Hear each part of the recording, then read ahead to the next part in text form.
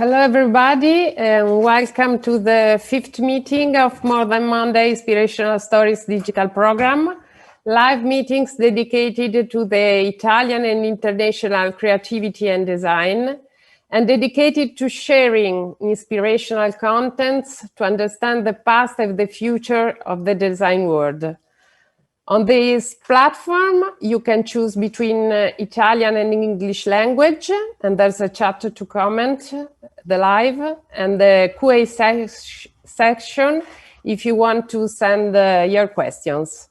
This meeting will be hosted by Guillermo Arriaga. Guillermo Arriaga is a Mexican. Welcome, Guillermo, and thank you for joining us. Guillermo Arriaga is a Mexican author, screenwriter, director, and producer, and he achieved worldwide fame writing award-winning films as Amores Perros, 21 Grams, Babel, in partnership with the director Alejandro González Iñárritu.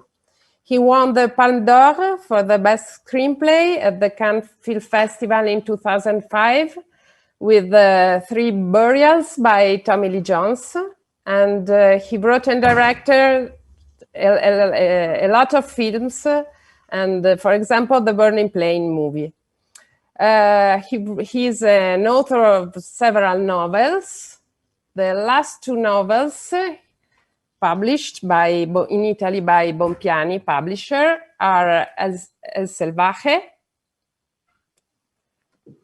and Salvar el Fuego. Here, this is the last novel. Okay. So, welcome, Guillermo, and thank you for accepting our invitation to participate to this More Than Monday Inspirational Stories. Tonight, Guillermo will talk about storytelling and why it is so important to tell stories even now in these times. So thank you, Guillermo. You can start your talk. Grazie a te, buonasera a tutti. And now I'm going to go back to English so everyone can understand me, because my Italian is not that good. We always question ourselves, those who work in creative ventures or in art, like myself. I'm a writer. I live as a writer. I pay everything, writing the university of my kids, the gasoline, etc. I pay for them writing or directing or sometimes producing. And I think that most of all questions ourselves, where those fictions come from? Why do we need storytelling? Why do we, through characters invented by someone else in theater, in opera, in obviously in literature, in cinema, why do we still have this need to see fiction? Why are we so interested in fiction? First, we have to go back to how art began in the first place. In the prehistoric times, hunters used to go for an expedition, and when they go back and they put a fire, and around the fire, they began telling the other people that didn't went to the hunting expedition what the hunt was about, what happened during the hunt. In that way, they created a community, telling the stories of what happened, help people who weren't able to go to understand what was going outside in the world. And the kids and the teenagers began to understand what the process of hunting was. And we can see that in the prehistoric paintings, where we see the animals, we see how they hunt, where they are heading.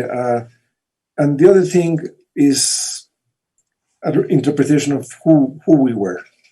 We can see in the paintings, for example, in Altamira, hands and and bodies.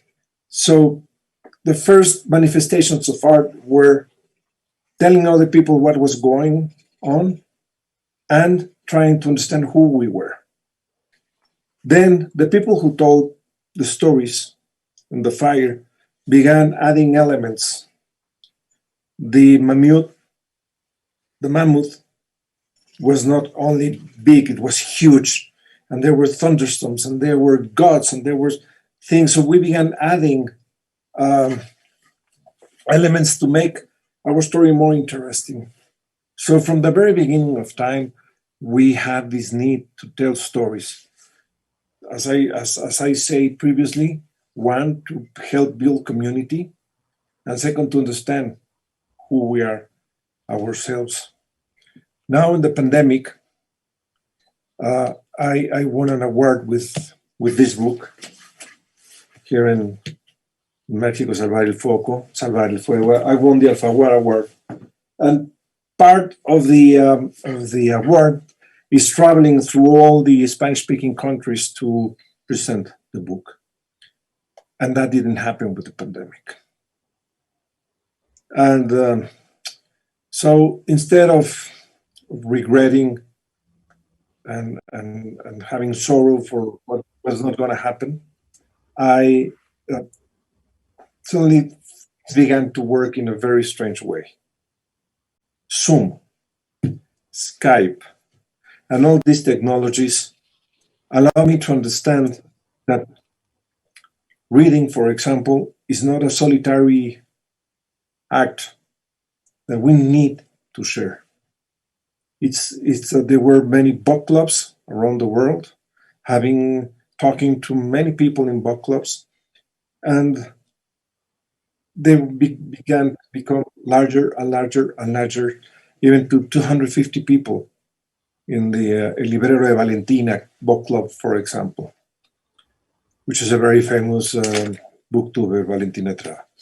And with her and her groups and Maura Gomez and a lot of people, I began to understand that art still needs to form a community, that during the pandemic that we feel solitary, many of whom were living by themselves.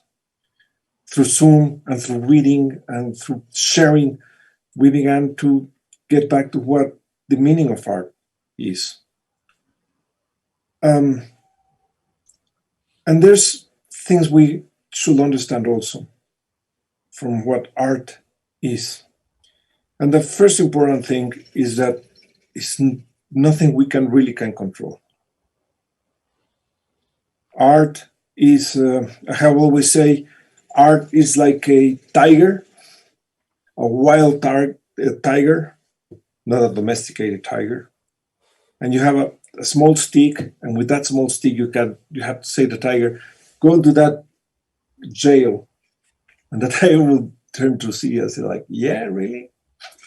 No way, man, I'm going wherever I want. And you're going with your stick, trying to guide the tiger someplace.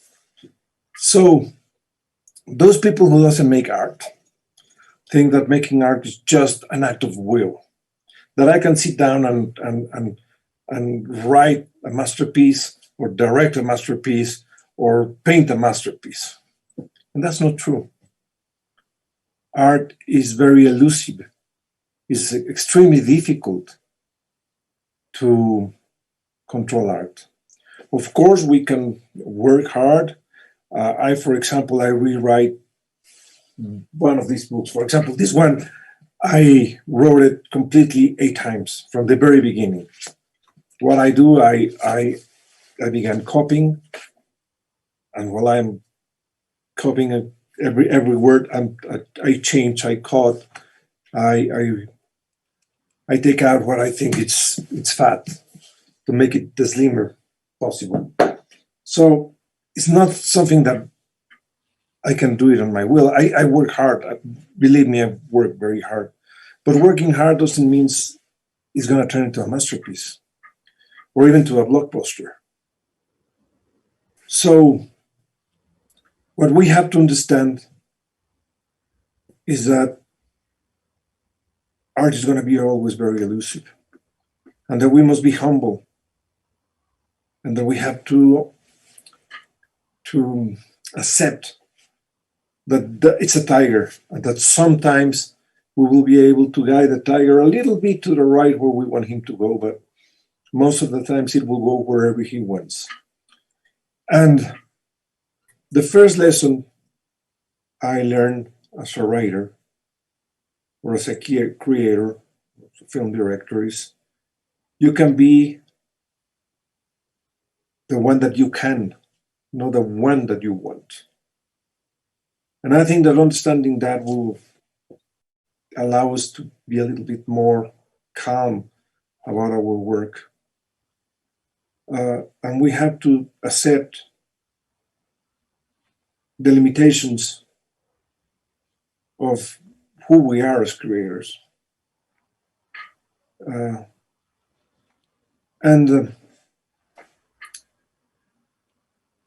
For example, I as a writer always wanted to have a poetic feeling when I was writing, but I don't have it. I just don't have it. As a director, I don't have a very visual talent. I just don't have it. So instead of trying to push in a direction that I can't, I have always think that a storyteller has to see the strengths that it has. And the more we accept the writer, the painter, the designer, the filmmaker I can be, not the one I want to be, the better. I have always told my students when I was a professor, I used to tell them, never try to be profound. Never. Don't try to be philosophical, don't try to be political. Just tell the story. If you are profound, your stories are going to be profound. If you are philosophical, your stories are going to be philosophical. But doing it in intention is a waste of time. So, yes, we have to work hard. Yes, we have to risk. If we don't risk, it's a waste of time. We have to risk always. Try to make what we make more and more in the edge of failure. In my novel, I wrote that I'd rather be known by my great failures rather than my mediocre success. I think that an artist has always to push the bounds, has always to try to find something in its limitations. Having limitations doesn't mean that you should not risk. Because I think that the worst thing that can happen to someone who is creative is to get into a comfort zone. That killed us. Comfort zone is the toxins, is the poison of creativity. So I think that we should always push and push and push and risk and risk and risk. We can fail, yes, we will certainly fail. And I think it was, I don't remember, it was Bertolt Brecht or Bertrand Russell who say, fail, fail again, fail better. So, what is the importance of art? In the end, what is important of art if many of it is just fiction? And I think that a book, I'm going to have one book here, or art in general is like you are watching in that direction and slowly a book comes and pushes you to see in another direction. And just that slight move is enough to consider worth reading, or consider worth going to a museum, or consider going to a movie theater, just to move a little bit in another direction. Obviously, a great book will make you go all the way around. You will turn all the way and see what is around you. And the great masterpieces are the one that after you look around, it goes inside you and questions you and breaks something inside that was needed to be broken. And sometimes through art, through literature, for example, which is what I'm doing right now, you can find things of yourself that you thought were lost or that you didn't even know they were there. I know there's evasion, fantasy kind of literature, which I obviously respect. But I was taught since I was a kid by my parents that art needs to confront you. Art needs to push you, to cut you, to heal you. So we cannot write a masterpiece on purpose. That doesn't mean that we should not try to do our best. And that's for me the purpose of being creative, is to find new ways of showing things. In the end, fiction exists because it's a way of understanding, still understanding the travels of the hunters, the travels of the expedition, the travels of the adventure of life. And it's not that you are not capable of telling those stories, it's that sometimes we need someone else to tell us which was the way we couldn't see because we were looking in that direction or in that direction. And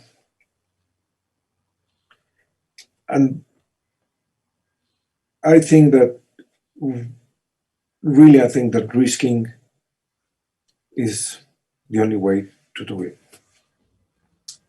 Many times people ask me what's the difference between writing for a film or writing for a novel. I will say that a novel is always written in first person, even if it's written in third person. Because at the moment we say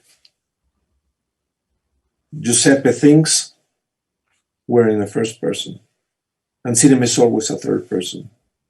Even though we have a voiceover, it's always going to be a third person. So when they ask me, why do you decide to write a novel or why do you decide to write a film, it has to do with the point of view. Cinema is always a point of view that it's outside.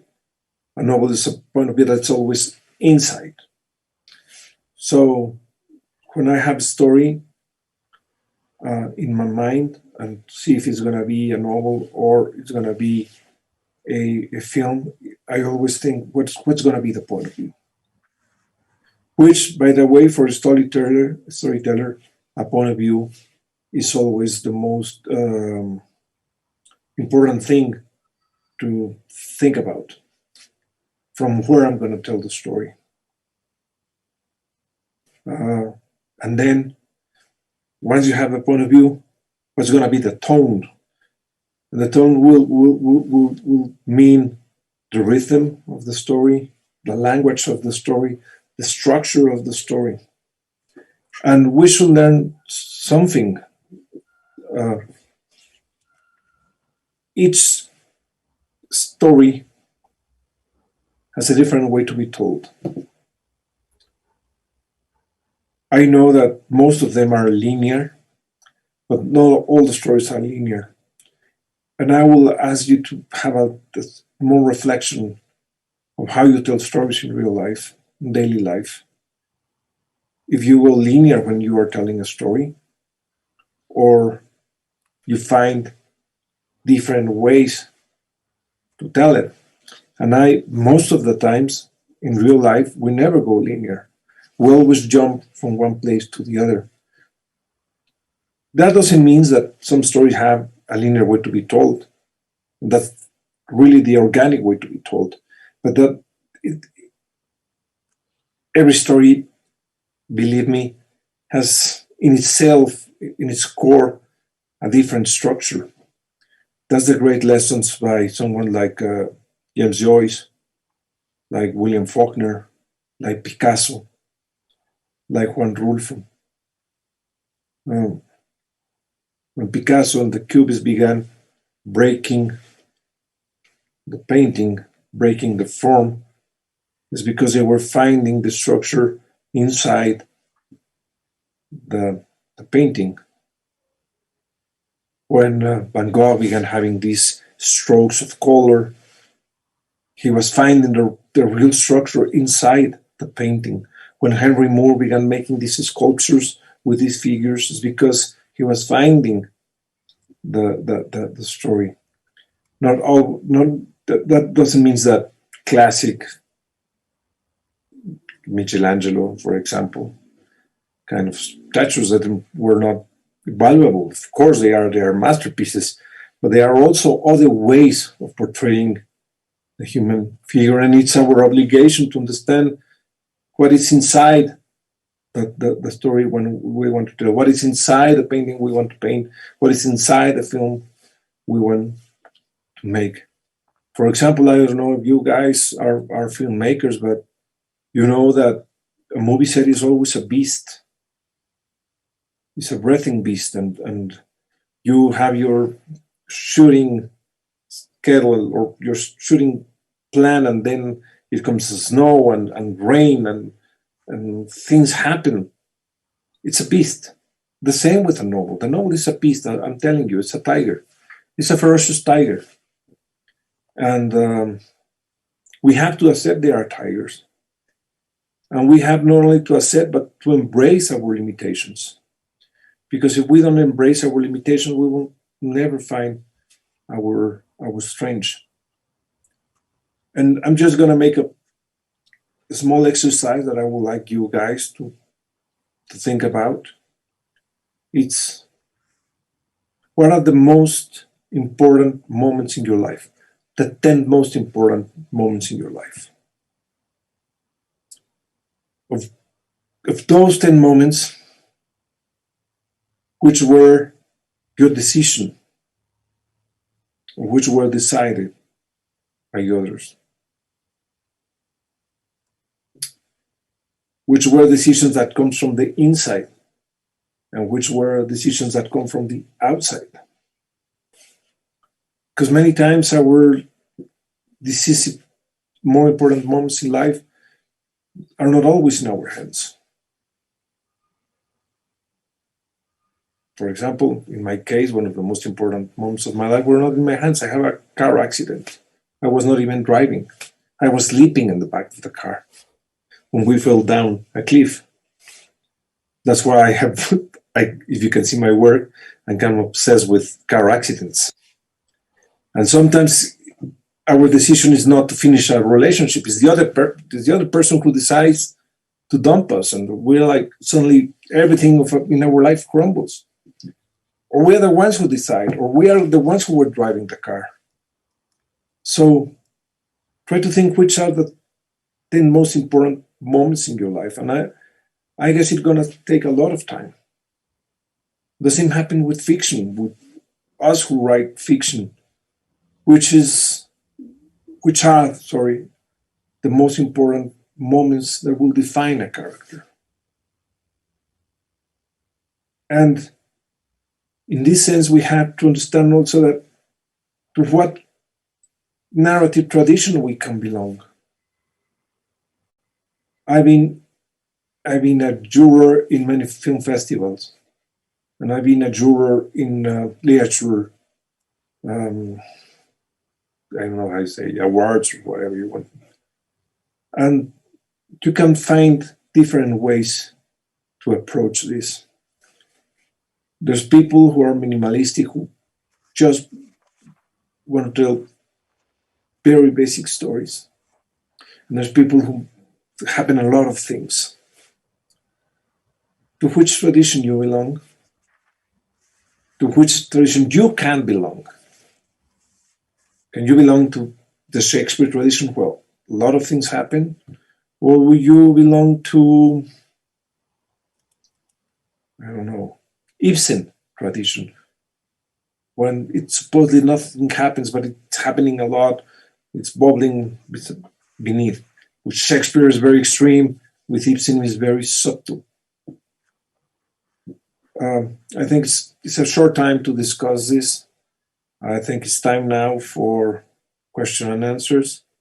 So I'm open to hear your doubts. Okay, thank you. Thank you, Guillermo, for this interesting talk. I have a question for you right now, because you talk about writing fiction as being out of control and to be in front of a tiger. I read in an interview or listened to an interview to you that writing fiction for you is like walking in the desert, because yes, you know the back, but you don't know what is expecting you. So you don't know the future. So it's like walking in the desert, yes, in the land of nowhere. Yeah, you know, when I began writing a novel or even a film, I have no idea where it's heading. I have not even know who the characters are. I have a very slight idea what the story is about, but I have no idea who the characters are. Of course, I have no idea of the ending. I saw a question written right now. I do not do any kind of research at all. I try to use my life experiences. So I don't have a map. I don't have a compass. I just go into the desert or into the forest, to wherever, to see where it's going to take me. You know? And I enjoy that a lot, because I'm discovering the story. I am writing like a reader because I have no idea what's going to happen. And sometimes I am like Faulkner used to say, that someone is dictating me what the story is about. It's like I have the characters whispering to me, now you have to go here, and now you have to write this. And really, sometimes I read my novels again and say, like, wow, who wrote this? It was not me. And I know there are writers who put like Post-its all over, and they have a map and a guide of where they are going, and they turn to see the map behind them. I have really no idea where I'm heading. So you write with suspense, because you don't know which will be the end of I your have story. no idea what's going to be the end. For example, in Salvar el Foco, I was writing it. It's I thought it was going to be a very short novel. I thought it was going to be a novel written in third person, 100 pages. And suddenly I write the beginning, and then I saw an image of a woman being shot in the chest, which is the very beginning. And then I said, like, okay, now what I should do. So I began writing it like a woman in first person. And then I say, I need a second person, which is going to narrate to, it's talking to his father in the cemetery. Like, that, you did this and that, you blah, blah. And then I need a third person, which is a narrator of the male character. And then I have stories by inmates that I invented, and I was discovering this while I was writing. It is not that I have an idea that there was going to be these three voices and these stories by the inmates. And as I make no research at all ever, I just wrote from my personal experience. So you listen also to the voices of your characters? Of course. Yeah. Yes, my goal is to listen to them. I have to be very attentive to what they are trying to say. And it's the unconscious really which is writing. It's not your conscious. That's where you cannot write on will. You cannot say, I'm going to write the next bestseller and be like as rich as J.K. Rowling, or I'm going to write like William Faulkner and win the Nobel Prize.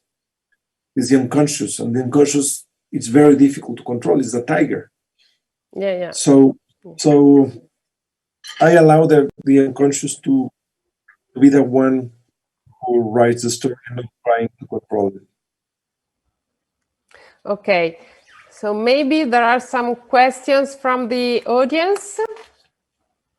Yes, Aline Jimenez. Aline Jimenez, I do not do any kind of research. I grew up here, proudly, Unidad Modelo, where it takes place most of my stories, among them Amores Perros. So, Alina, I do not do any kind of research. I have a very crazy dog that when I was 8 years old, and he was so crazy that my neighbors who used to fight dogs wanted my dog to be killed by another dog, and my dog killed it. So they began fighting my dog. So it's not research. That was my dog was in fights. I never fought it. I was a kid. I was 8, 9 years old, but the neighbors fought him, and I must tell him that he won every fight.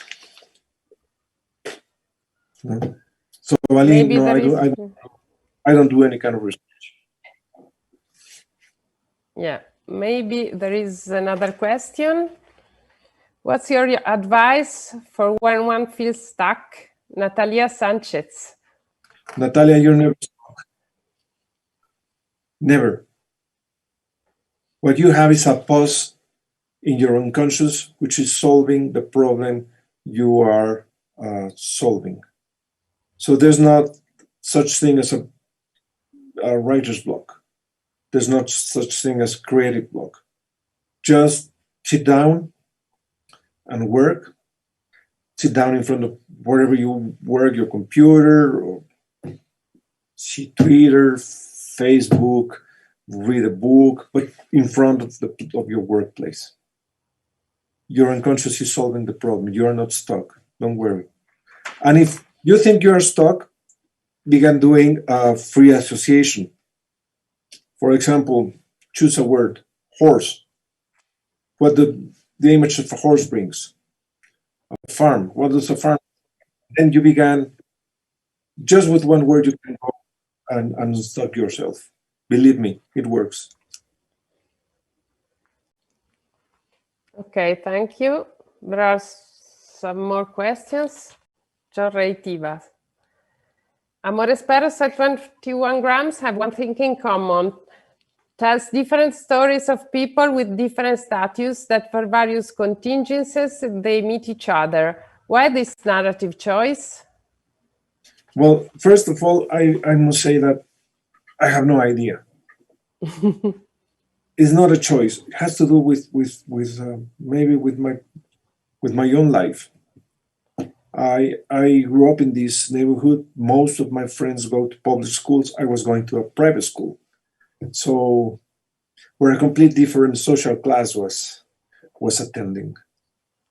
And I think the contrast between the friends I have in the neighborhood and the friends I have in the school were so different that I began creating this world of differences. Then my fathers have a very successful business, and I moved to a fancy neighborhood. So I've been going through all these different social classes throughout my life. So I guess I have these different perspectives. What is shown in my book, Salvar el Fuoco, that it's narrated through many social classes, from the middle class, from the upper class, to the educated class, to the most impoverished people. So I guess that comes from my own life experience. And I have ADD, by the way.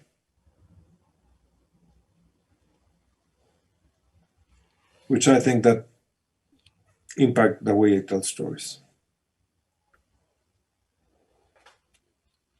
Okay, we see if there are some more questions.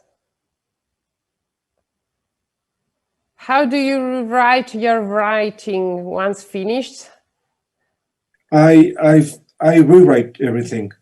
I take the book, not the book, or either I print the book, or I do it in the computer, and I began rewriting every single word from the very beginning. And I am copying, it's a transcript of what I already wrote. And while I'm rewriting, I am changing, but I do the whole thing. Salvar el Fuego, I did it. Salvar el Fuego, I did it 6 times. El Salvaje, I did it 8 times. And once I rewrite, I began the process of correction, which means reading every sentence, not rewriting it, reading every sentence, trying to make it work.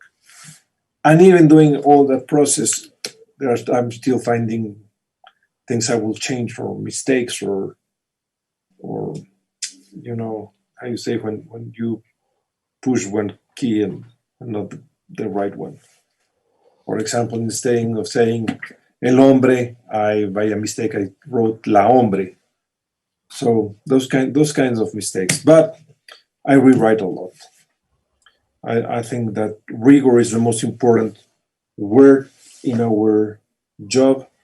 Rigor means to do it again and again and again and again and again and again.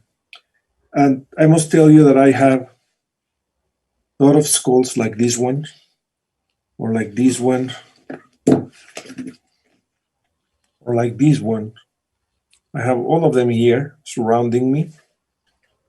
Why? Because when I'm tired and I say, I don't want to write, this reminds me I'm going to die and that my work is going to survive me. So move your ass, Arriaga, and write, because you're going to die. So that's what I have, all these skulls like this one. So how long did it take to write this novel? That one, 4 years, 4 months. How many months? 4 years and 4 months. 4 years, okay. And 4 months. And El Salvaje was 5 years and a half. Okay. No, it's a very long process. And I live like a monk when I'm writing a novel. So I don't go to exercise. So I gain a lot of weight, like 14 kilos sitting here and going to the gym. But then you finish the novel and you try to make a little bit of exercise, but I love to get pregnant. So I finished El Salvaje, and 1 month later I was writing Salvar el Fuego, and 1 month later I finished the Salvar el Fuego, and 1 month later I was writing my new novel. So I don't want to stop. Okay. There are some more questions.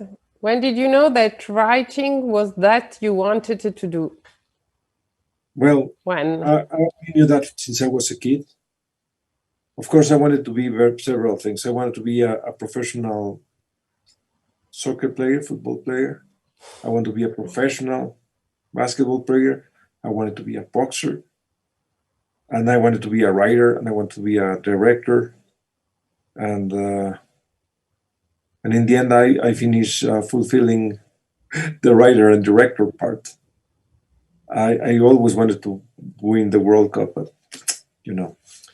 But as much as I wanted to win the World Cup when I was 10 years old, I wanted to win the Nobel Prize.